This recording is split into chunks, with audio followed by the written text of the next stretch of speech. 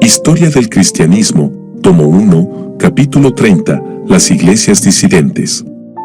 De esta fe nadie nos podrá apartar. Haz lo que quieras. Si decides permitirnos el libre ejercicio de nuestra fe, nosotros no te dejaremos por ningún otro señor terreno, pero tampoco aceptaremos otro Señor celestial sino a Jesucristo, quien es el único Dios. Los obispos de Armenia al rey de Persia. En los capítulos anteriores hemos seguido el curso de las diversas controversias teológicas como si cada una de estas hubiera terminado con la decisión de un gran concilio ecuménico. Hasta cierto punto, esto es así dentro de los confines del Imperio Romano. Pero desde fecha muy antigua el cristianismo había cruzado esos confines y se había extendido hasta regiones relativamente remotas donde no llegaba la autoridad imperial, y donde por tanto surgieron iglesias que pronto comenzaron a diferir del resto del cristianismo. Uno de estos casos, acerca del cual tratamos en la sección anterior y en el primer capítulo de la presente, fue el de la conversión de los godos y demás bárbaros allende las fronteras del imperio. Puesto que esa conversión comenzó cuando el arrianismo estaba en su apogeo, los godos y sus vecinos se hicieron arrianos. Más tarde, según hemos visto, esos pueblos invadieron el imperio de Occidente y así el arrianismo apareció en lugares donde nunca había tenido seguidores. En este caso, la fe divergente de los bárbaros no perduró, sino que fue desapareciendo según los invasores se fueron amoldando a las costumbres y la fe de los conquistados. Pero hubo otros casos en los que quienes no aceptaron la autoridad de uno u otro concilio lograron subsistir a través de los siglos, y por ello en el día de hoy hay todavía iglesias que proceden de tales orígenes. Según hayan rechazado el concilio de Efeso o el de Calcedonia, tales iglesias reciben el nombre de nestorianas o monofisitas, aunque ellas mismas no se dan tales títulos, que son despectivos dados por el resto de los cristianos. Hecha esta salvedad, y por motivos de brevedad más que de exactitud, utilizaremos esos dos nombres para referirnos a tales iglesias. El nestorianismo en Persia. A partir de Palestina, el cristianismo se extendió, no solo hacia el oeste, sino también hacia el este. En la primera dirección se encontraba el Imperio Romano, del cual la Tierra Santa era parte, y en el cual el cristianismo logró algunos de sus mayores triunfos. Por esto la mayor parte de nuestra historia hasta este punto se ha ocupado del curso de la fe cristiana dentro de los confines del viejo Imperio Romano. Pero, como hemos dicho, el cristianismo se extendió también hacia el este, en dirección al Imperio Persa y por todo él. El hecho de que a la postre ese imperio no se hizo cristiano es la principal razón por la que no se han conservado datos acerca del curso de la fe cristiana en él. Pero si tales datos se conservaran, no cabe duda de que tendríamos allí tantas historias inspiradoras como las que nos han legado los mártires que ofrendaron sus vidas dentro del Imperio Romano. En esta expansión hacia el este, el cristianismo utilizó, no el griego o el latín, sino el siríaco. Esta era la lengua que utilizaban los viajeros y comerciantes que iban desde Siria hasta los lugares más apartados del Imperio Persa. Primero en Antioquía y después en Edesa se fue produciendo todo un cuerpo de literatura cristiana en siríaco y ese cuerpo fue utilizado para la propagación de la fe dentro de los territorios persas. Edesa, que era una ciudad independiente, parece haber sido el primer estado en hacerse cristiano. Ya antes de Constantino, el rey de Edesa se había convertido, y poco después surgió una leyenda según la cual el rey Abgar IV había sostenido correspondencia con Jesucristo. La supuesta carta de Jesús a Abgar era utilizada por muchos como amuleto, y casi toda la población parece haber sido cristiana a mediados del siglo IV. Desde allí la nueva fe se extendió hacia Persia, donde encontró numerosos adherentes, sobre todo entre los habitantes de lengua siríaca. De este modo, el nombre de Cristo llegó a ser venerado en regiones tan remotas como el Turquestán. Todo esto no se logró sin sangre y sacrificios. La dinastía de los sasánidas, que a la sazón gobernaba en Persia, persiguió encarnizadamente al cristianismo, sobre todo después que el Imperio Romano se hizo cristiano y las autoridades persas empezaron a temer que los cristianos fuesen en realidad agentes, o al menos simpatizadores, de los romanos. Por esta razón, los cristianos persas hicieron todo lo posible por mostrarles a las autoridades que no eran parte de una gran organización que tenía su centro en Constantinopla. En el año 410 se constituyeron en iglesia autónoma, dándole al obispo de Ctesifón el título de patriarca. De igual modo, cuando el concilio de Éfeso condenó a Nestorio en el año 431, muchos de los cristianos persas parecen haber acogido con cierto alivio el hecho de que, desde su punto de vista, la iglesia dentro del Imperio Romano se había vuelto herética. Dados sus orígenes, la iglesia persa siempre había tenido contactos estrechos con Antioquía, y por tanto su cristología era del tipo antioqueño. Además, tras la condenación de Nestorio, varios teólogos antioqueños se refugiaron en territorio persa. Algunos de ellos fueron a la ciudad de Nisibis, donde se dedicaron a enseñar a las futuras generaciones de teólogos persas. De este modo, la iglesia persa rompió definitivamente con el resto del cristianismo. A partir de Persia, el cristianismo nestoriano se extendió hacia el Asia Central, la India y Arabia. Tras la invasión árabe, los nestorianos no se sometieron tranquilamente al régimen musulmán, sino que produjeron gran cantidad de literatura polémica, tratando de mostrar la superioridad del cristianismo por encima del Islam. Esta literatura, esparcida en las bibliotecas de viejos monasterios, no ha sido suficientemente estudiada. Pero quizás sea de tanto valor e importancia como la de los apologistas cristianos que a partir del siglo II emprendieron la tarea de defender su fe frente a la cultura y las leyes grecorromanas. Además, aquellos cristianos nestorianos continuaron proclamando su fe en lugares lejanos, de tal modo que, gracias a la obra del misionero Alopen, llegó a haber cristianos nestorianos en China, y las escrituras fueron traducidas por primera vez a la lengua de ese país. Tras esta historia gloriosa, resulta triste comprobar que esta rama del cristianismo casi ha desaparecido. En China un cambio de dinastía destruyó por completo su misión.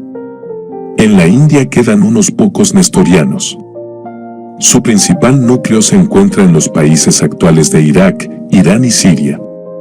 Pero a principios del siglo presente fueron cruelmente perseguidos en esa región, de tal modo que su número se redujo de unos 100.000 a menos de la mitad. Muchos de ellos emigraron a Norteamérica, donde organizaron algunas iglesias nestorianas. Los monofisitas de Armenia. Pocas páginas en la historia del cristianismo son tan inspiradoras como las que narran el curso del cristianismo en Armenia. Y a pesar de ello son generalmente desconocidas por los cristianos occidentales. El reino de Armenia se encontraba al extremo norte de la frontera entre el Imperio Romano y el Imperio Persa. Por tanto, su historia dependió siempre del curso de los acontecimientos en esas dos potencias. Por lo general, cuando los persas se consideraban suficientemente fuertes trataban de anexarse el reino vecino. Los romanos, por su parte, seguían una política distinta, pues su deseo no era conquistar Armenia, sino defender su autonomía para tener un estado aliado que protegiese sus fronteras con los persas. Dadas estas circunstancias, los armenios sentían más simpatías hacia los romanos que hacia los persas. En el siglo III los persas se apoderaron de Armenia. Para ello les dieron órdenes a sus agentes en el reino vecino de que asesinaran al rey Cosroes, y luego invadieron el país. El heredero del trono armenio, Tiridates, todavía niño, huyó con algunos de sus nobles y se refugió entre los romanos. El emperador Valeriano acudió en socorro de sus aliados armenios, pero los persas lo derrotaron e hicieron prisionero. Armenia quedó entonces sometida al gobierno de los persas. Algunos años después, aprovechando que el imperio persa atravesaba por un periodo de crisis, y con la ayuda del emperador Licinio, el mismo a quien Constantino depuso más tarde, Tiridates logró regresar al trono armenio, donde fue recibido con júbilo por sus compatriotas, cansados del yugo extranjero.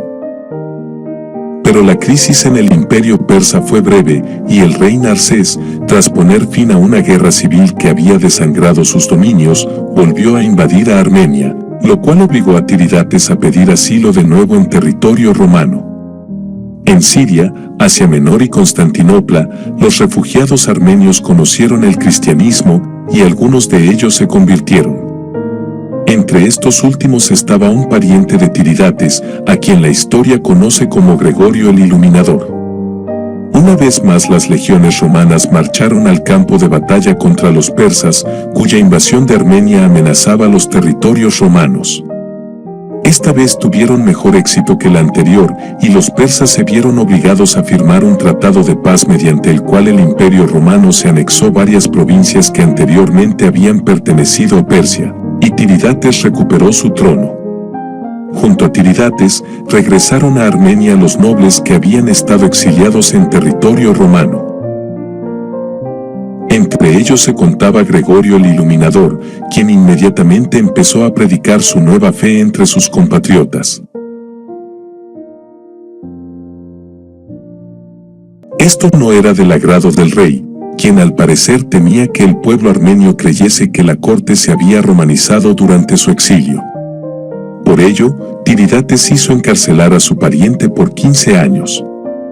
Pero a la postre el propio rey se convirtió, y muchos de los nobles lo siguieron a la fuente bautismal. Pronto surgió un movimiento de conversión en masa, en el que buena parte del pueblo abrazó el cristianismo. Este movimiento llegó a tal punto que muchos sacerdotes paganos, o sus hijos, se convirtieron también. Tales sacerdotes pronto recibieron órdenes cristianas, y se dio así el fenómeno de que en Armenia el sacerdocio cristiano se hizo hereditario, como lo había sido el pagano. Lo mismo sucedió con la jefatura de la iglesia, que pasó de Gregorio a sus descendientes. El bautismo de Tiridates tuvo lugar el día de la celebración de la Epifanía y el bautismo de Jesucristo, el 6 de enero del año 303, es decir, 10 años antes del Edicto de Milán. Naturalmente, al principio esta conversión en masa dejó mucho que desear. Pero poco a poco la fe cristiana se fue arraigando entre las masas. En el siglo V, el patriarca Sahac le pidió al estudioso Mesrop que tradujese la Biblia al armenio. Esto era en extremo difícil, pues el armenio no era una lengua escrita. Por tanto, lo primero que tuvo que hacer Mesrop fue elaborar un método para escribir su idioma. Después, con la ayuda de Sahac y de varios discípulos, tradujo la Biblia, primero del siríaco y después del griego. Además, Mesrop y sus seguidores se ocuparon de producir todo un cuerpo de literatura. Esa literatura fue uno de los elementos que más contribuyeron al desarrollo del espíritu nacional de los armenios, hasta entonces divididos en varios clanes rivales.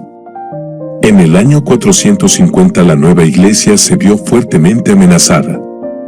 El rey de Persia trató de imponer en Armenia su religión, el mazdeísmo. Los jefes de la nación armenia se reunieron en Artachat y convinieron en un mensaje que debía serle enviado al rey de Persia, firmado por los obispos del país: de esta fe nadie nos podrá apartar. Haz lo que quieras. Cuando los armenios le enviaron este mensaje al rey de Persia, contaban con el apoyo del emperador Teodosio II y de Crisapio, los mismos que convocaron el latrocinio de Efeso de que hemos tratado en el capítulo anterior. Pero poco después Teodosio murió y sus sucesores, Pulqueria y Marciano, cambiaron de política con respecto a Persia, y por tanto les retiraron su apoyo a los armenios. En el año 451, el mismo en que se reunió el concilio de Calcedonia, las tropas persas invadieron a Armenia, y los naturales del país se vieron obligados a defenderse por sí solos. Uno de sus principales jefes militares, Bardán el Valiente, defendió uno de los pasos entre las montañas con solo 1036 soldados, y tras larga batalla todos murieron. Los persas conquistaron el país, y Armenia perdió su independencia. En vista de estos acontecimientos, no ha de extrañarnos que los armenios se negasen a aceptar el Concilio de Calcedonia. Según ellos veían las cosas, los romanos, que debieron haberlos defendido por ser sus aliados y por ser sus hermanos en Cristo, los abandonaron en el momento decisivo. En consecuencia, la Iglesia armenia rompió relaciones con la que existía dentro del Imperio Romano y se declaró monofisita, al tiempo que acusaba a los demás cristianos, no solo de ser traidores, sino también de ser herejes. Armenia quedó sujeta al gobierno persa. Pero la resistencia fue tal que poco después el rey de Persia decidió concederle al país la libertad religiosa y cierto grado de autonomía. Con ese propósito, nombró gobernador de Armenia al patriota Bajan, que había logrado organizar una resistencia de guerrillas contra los persas. A partir de entonces, y hasta las conquistas turcas, la Iglesia de Armenia gozó de relativa paz. Cuando los árabes conquistaron tanto el imperio persa como los territorios orientales del imperio romano, Armenia quedó bajo su gobierno. Se cuenta que cuando el califa Omar II le concedió una entrevista al patriarca Juan Otzun, este se presentó vestido de las lujosas vestimentas que eran símbolo de su oficio.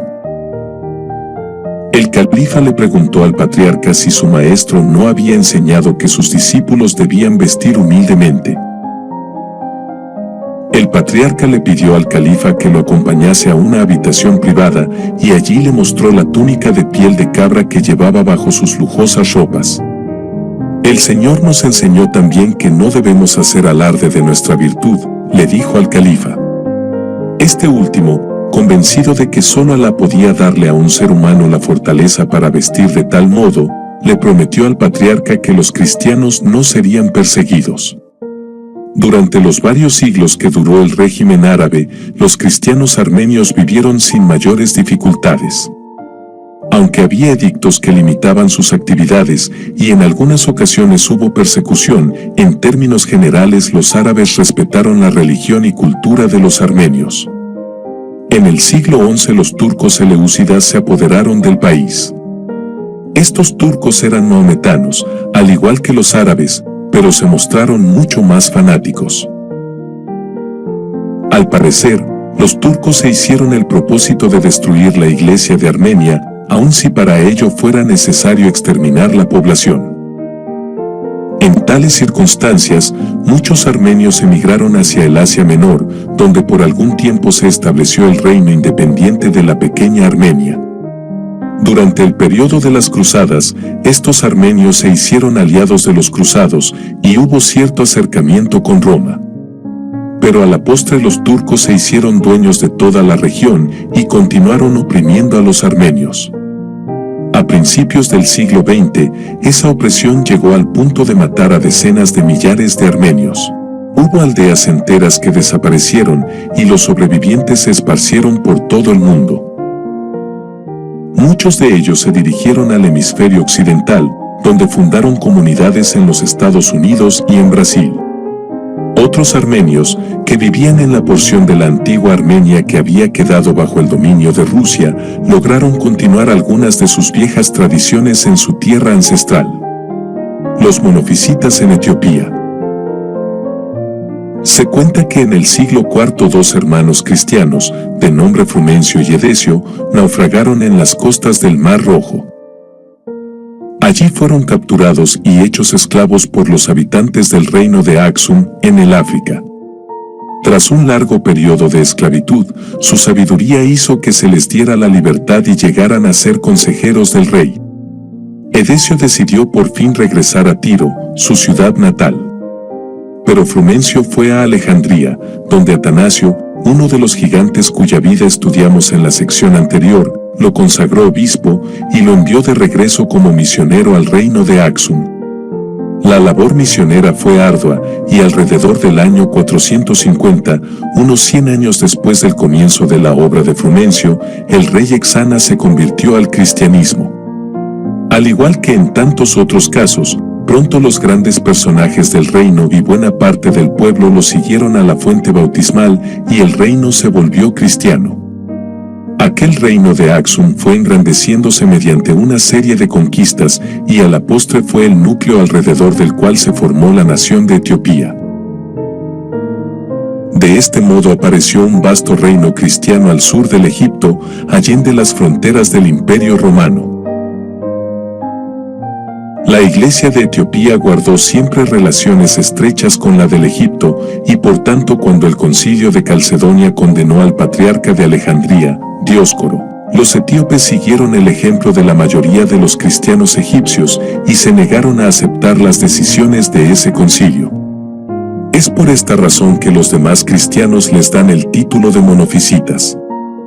A través de los siglos, Etiopía ha mantenido su independencia y es probablemente a ella que se refieren las leyendas que circulaban en la Europa medieval acerca de un reino cristiano de gran riqueza, que existía más allá de los territorios dominados por los musulmanes. Otra leyenda interesante relacionada con la historia de Etiopía es la que afirma que los emperadores de ese país, que se mantuvieron en el poder hasta la segunda mitad del siglo XX, eran descendientes de Salomón y de la reina de Saba. Según esta leyenda, cuando la reina de Saba, que supuestamente era Etiopía, se aprestaba a partir de Jerusalén, Salomón la invitó a pasar la última noche en su palacio.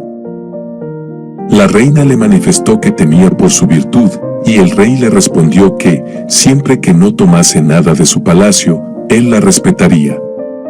La reina accedió a dormir en el palacio de Salomón bajo esos términos. Por la noche tuvo sed, y se levantó y bebió de un cántaro que había en su cámara. Entonces Salomón salió de su escondite entre las cortinas, le dijo que había tomado algo de su palacio, y se unió a ella. Por la mañana, le dio un anillo, diciéndole que si de aquella unión nacía un hijo se lo enviase con el anillo, para poder reconocerlo. Algunos años después el joven Menelik se presentó con el anillo en la corte de Salomón, quien le enseñó su sabiduría. De regreso a Etiopía, Menelik llegó a ser rey y fundó así la dinastía de los Salomónidas.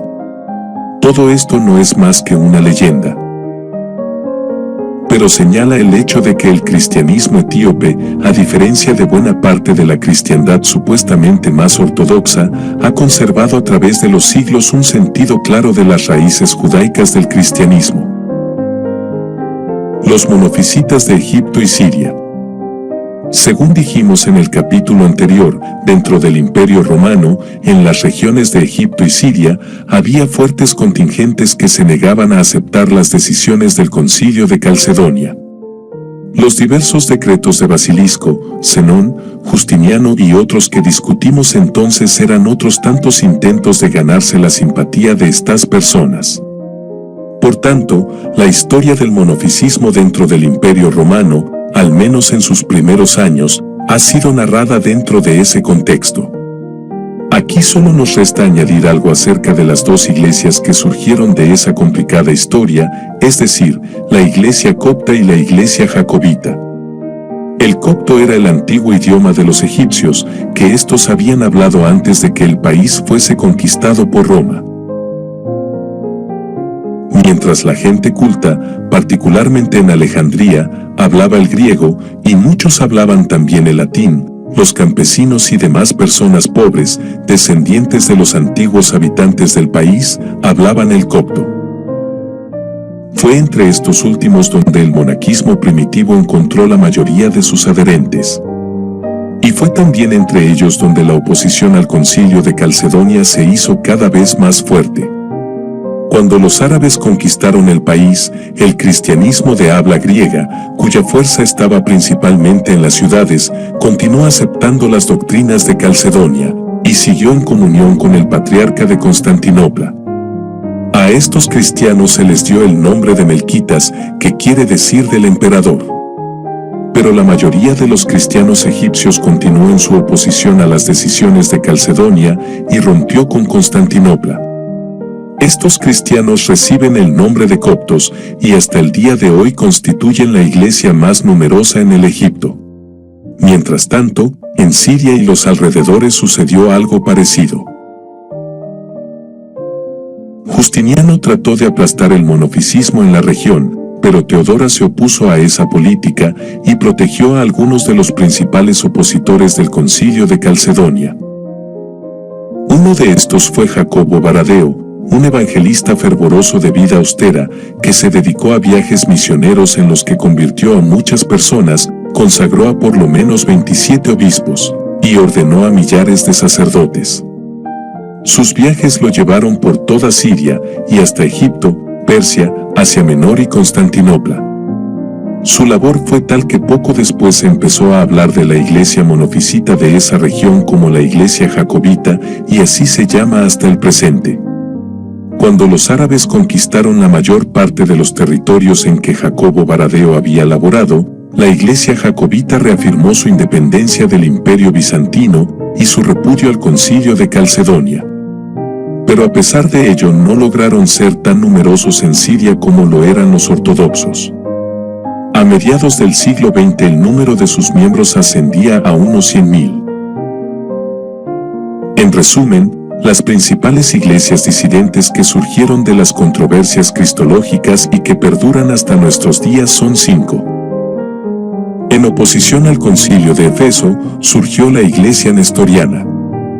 Y contra el de Calcedonia se declararon las iglesias armenia, etíope, copta y jacobita, a las que los demás cristianos llaman monofisitas. Historia del cristianismo 1994. Tomo 1, parte 3, La era de las tinieblas. Justo L. González.